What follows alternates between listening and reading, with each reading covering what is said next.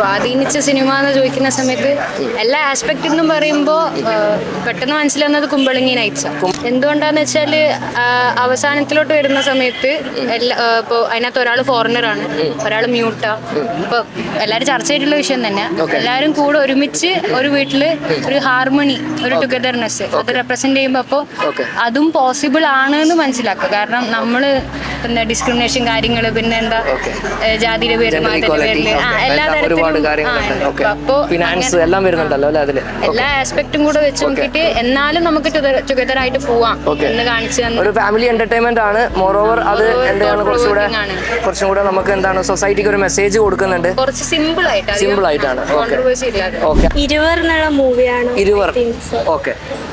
എന്ന് വെച്ചാൽ അതിൽ മോഹൻലാലിൻ്റെ ഒരു ക്യാരക്ടർ വേറൊരു ഷെയ്ഡാണ്, പ്രകാശ് രാജിൻ്റെത് വേറൊരു സൈഡാണ്. പൊളിറ്റിക്കൽ സൈഡും ഇയാൾ ഫെയിമാണ്, സെലിബ്രിറ്റിയാണ്.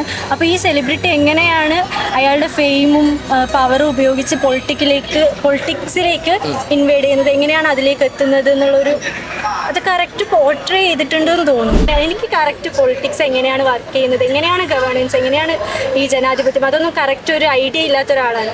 അപ്പോൾ അതിനെക്കുറിച്ച് അറിയാനുള്ള ഒരു ആഗ്രഹം കൊണ്ടുള്ള ഒരു അങ്ങനെ ഒരു ക്യൂരിയോസിറ്റി അതിലുള്ളത് കൊണ്ടാണ് അല്ലേ.